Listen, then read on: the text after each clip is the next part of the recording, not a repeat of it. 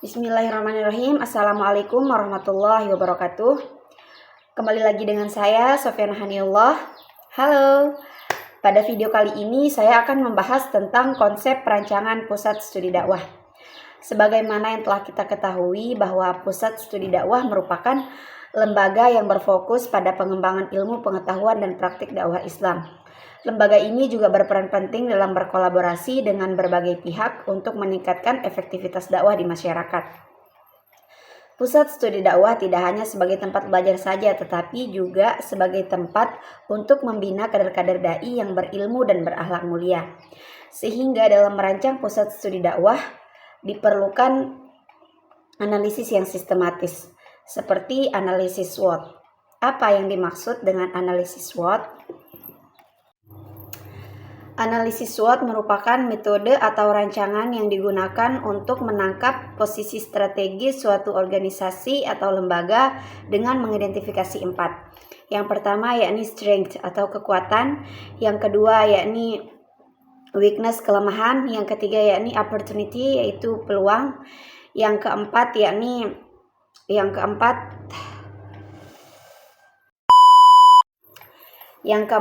threat atau ancaman. Dari keempat hal tersebut, di mana kekuatan dan kelemahan yakni analisis internal, kemudian peluang dan ancaman yakni analisis eksternal.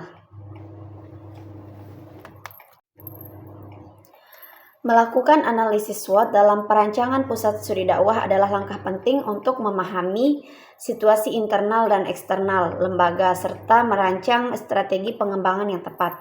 Melakukan analisis SWOT dalam perancangan pusat studi dakwah melibatkan serangkaian langkah mulai dari menetapkan tujuan, mengidentifikasi faktor internal dan eksternal, menganalisis data SWOT, merumuskan strategi hingga mengimplementasikan dan mengevaluasi hasilnya. Dengan pendekatan ini, pusat studi dakwah dapat merancang strategi yang lebih baik dan lebih kuat, lebih inovatif dan relevan dengan kebutuhan zaman serta tantangan yang dihadapi. Yang pertama yakni mengidentifikasi kekuatan atau strength, di mana pusat studi dakwah memiliki kualitas SDM yang tinggi. Pusat studi dakwah memiliki tim dai yang berpengalaman dan berkualitas dalam bidang ilmu agama. Kemudian memiliki reputasi yang baik, di mana lembaga ini dikenal di kalangan masyarakat dan memiliki reputasi yang sangat baik sebagai pusat kajian yang terpercaya. Kemudian memiliki koneksi dengan komunitas lokal. Pusat studi dakwah ini memiliki hubungan yang baik dengan komunitas lokal sehingga program dakwahnya dapat diterima baik oleh masyarakat luas. Yang kedua yakni mengidentifikasi kelemahan atau weakness. Keterbatasan dana operasional. Lembaga ini seringkali kekurangan dana untuk mendukung pengembangan program dakwah di masyarakat. Kemudian kurangnya fasilitas modern, sehingga pusat studi ini belum dilengkapi dengan fasilitas teknologi mutakhir seperti studio rekaman untuk membuat konten dakwah digital. Kemudian minimnya pelatihan berkelanjutan bagi dai. Ada keterbatasan dalam program pelatihan lanjutan yang relevan dengan perkembangan media dakwah modern. Yang ketiga yakni mengidentifikasi peluang atau opportunity, di mana pada masa ini tren dakwah digital, meningkatnya penggunaan media sosial dan platform online oleh generasi muda memberikan peluang besar untuk dakwah secara digital. Kemudian peningkatan minat masyarakat pada pendidikan Islam. Terdapat peningkatan minat pada kajian dan pendidikan Islam terutama di generasi milenial. Kemudian kemitraan dengan lembaga internasional.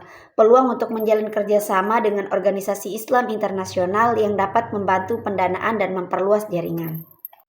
Yang keempat yakni mengidentifikasi ancaman atau threat, di mana persaingan dengan lembaga dakwah lain. Terdapat banyak lembaga dakwah yang juga berfokus pada segmen yang sama sehingga menciptakan persaingan dalam menarik peserta program. Kemudian perubahan kebijakan pemerintah, kebijakan terkait regulasi dakwah atau pendidikan agama bisa berubah sewaktu-waktu dan menghambat operasional lembaga. Kemudian ketidakstabilan politik dan sosial. Situasi politik dan sosial yang tidak stabil dapat mengganti kemampuan pusat studi dakwah dalam menjalankan program. Analisis SWOT memberikan pandangan yang komprehensif tentang kekuatan, kelemahan, peluang, dan ancaman dalam pengembangan pusat studi dakwah. Dengan merumuskan strategi yang tepat, pusat studi dakwah dapat memanfaatkan peluang yang ada. mengatasi tantangan, dan menjadi lebih adaptif terhadap perubahan sosial dan teknologi, sehingga dapat lebih efektif dalam menyebarkan dakwah Islam. Peran dan pengelolaan SDM dalam pusat studi dakwah. Potensi sumber daya manusia atau SDM dalam konteks lembaga dakwah merujuk pada kemampuan, keterampilan, pengetahuan, dan kompetensi yang dimiliki oleh individu atau tim yang bekerja di lembaga tersebut, yang dapat dimanfaatkan untuk mendukung aktivitas dakwah dan tujuan lembaga. Potensi SDM ini juga mencakup segala bentuk bakat dan kapasitas yang ada pada pendakwah, pengelola, dan staf yang memungkinkan lembaga dakwah untuk menjalankan misinya dengan efektif. Ada beberapa alasan pentingnya pengelolaan SDM yang terencana dalam lembaga dakwah. Yang pertama yakni peningkatan kualitas dakwah. Pengelolaan SDM yang terencana memungkinkan lembaga dakwah untuk meningkatkan kualitas pendakwahnya. Dengan memberikan pelatihan yang tepat, dai dapat mengembangkan kemampuan komunikasi, memperbarui pengetahuan agama, dan mengikuti tren teknologi yang dapat mendukung metode dakwah. Hal ini penting agar pesan dakwah dapat disampaikan dengan relevan dan menarik kepada audiens. Yang kedua yakni pengembangan kompetensi sesuai kebutuhan dakwah. Setiap lembaga dakwah menghadapi tantangan dan kebutuhan yang berbeda-beda, misalnya terkait tentang audiens atau isu-isu sosial yang sedang berkembang. Pengelolaan SDM yang terencana membantu dalam menyiapkan SDM yang memiliki kompetensi spesifik sesuai dengan kebutuhan dakwah tersebut, seperti kemampuan berdakwah kepada generasi muda, kaum milenial, atau melalui platform digital. Yang ketiga yakni efisiensi operasional lembaga. SDM yang dikelola dengan baik dapat meningkatkan efisiensi operasional lembaga dakwah. Perencanaan yang matang dalam pembagian tugas, manajemen waktu, dan pengelolaan proyek dakwah akan membantu lembaga menjalankan kegiatannya dengan lebih lancar. Hal ini juga mengurangi resiko pemborosan sumber daya dan memungkinkan lembaga untuk lebih fokus pada tujuan dakwah. Yang keempat yakni membangun tim yang solid dan inovatif. Dengan mengelola SDM secara terencana, lembaga dakwah dapat membangun tim yang solid dan inovatif. Setiap anggota tim dapat berkontribusi sesuai dengan keahliannya dan saling melengkapi dalam mencapai tujuan bersama. Kolaborasi yang baik dalam tim akan menciptakan ide-ide baru dan inovatif dalam metode dakwah, sehingga lembaga lebih siap menghadapi perubahan sosial dan teknologi. Yang kelima yakni peningkatan kepuasan dan motivasi SDM. SDM yang dikelola dengan baik cenderung lebih termotivasi dan memiliki komitmen yang tinggi terhadap visi dan misi lembaga dakwah. Pengelolaan yang terencana mencakup evaluasi dan apresiasi kinerja yang tepat, sehingga dai dan staf merasa dihargai. Hal ini penting dilakukan untuk menjaga semangat kerja dan mendorong produktivitas yang lebih tinggi. Yang keenam yakni keberlanjutan program dakwah. Dengan perencanaan SDM yang baik, lembaga dakwah dapat memastikan keberlanjutan program-programnya. Rekrutmen yang selektif dan pelatihan berkelanjutan akan memastikan regenerasi dai yang kompeten untuk melanjutkan misi lembaga. Hal ini juga membantu mengurangi ketergantungan pada individu tertentu dan mempersiapkan kader dakwah yang siap melanjutkan perjuangan di masa depan. Yang terakhir yakni atau yang ketujuh yakni pengelolaan risiko dan adaptasi terhadap perubahan. Dunia dakwah tidak lepas dari tantangan eksternal seperti perubahan regulasi, perkembangan sosial, dan teknologi. Pengelolaan SDM yang terencana memungkinkan lembaga dakwah untuk beradaptasi dengan perubahan tersebut melalui perkembangan SDM yang responsif dan fleksibel. Pelatihan penggunaan teknologi baru misalnya dapat membantu pendakwah dalam menghadapi era digital. Konsep perancangan pusat studi dakwah. Perancangan pusat studi dakwah adalah proses sistematis yang melibatkan penyusunan struktur, visi, misi, serta operasional pusat studi dakwah yang berfokus pada pengembangan dan penyebaran ilmu dakwah. Konsep perancangan ini juga bertujuan untuk menciptakan sebuah lembaga yang efektif dalam menjalankan program dakwah, baik di tingkat lokal, nasional, maupun internasional. Berikut adalah elemen-elemen utama dalam konsep perancangan pusat studi dakwah. Yang pertama yakni visi dan misi pusat studi dakwah.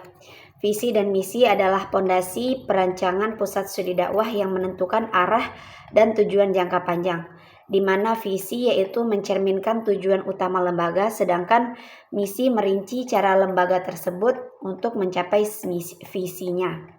Kemudian yang kedua yakni struktur organisasi dan kepemimpinan. Struktur organisasi sangat penting untuk efektivitas operasional pusat studi dakwah, di mana hal ini mencakup penentuan peran dan tanggung jawab setiap pihak terkait dalam lembaga tersebut. Kemudian yang ketiga yakni desain kurikulum dan program, di mana pusat studi dakwah harus menawarkan kurikulum dan program dakwah yang sistematis dan relevan dengan kebutuhan umat. Kurikulum tersebut mencakup berbagai aspek. Kemudian yang keempat yakni pengelolaan sumber daya manusia atau SDM. Salah satu aspek penting dari perencanaan pusat studi dakwah adalah pengelolaan sumber daya manusia. Sumber daya manusia yang berkualitas akan menentukan keberhasilan program-program dakwah yang akan diselenggarakan. Kemudian yang kelima yakni infrastruktur dan teknologi. Pusat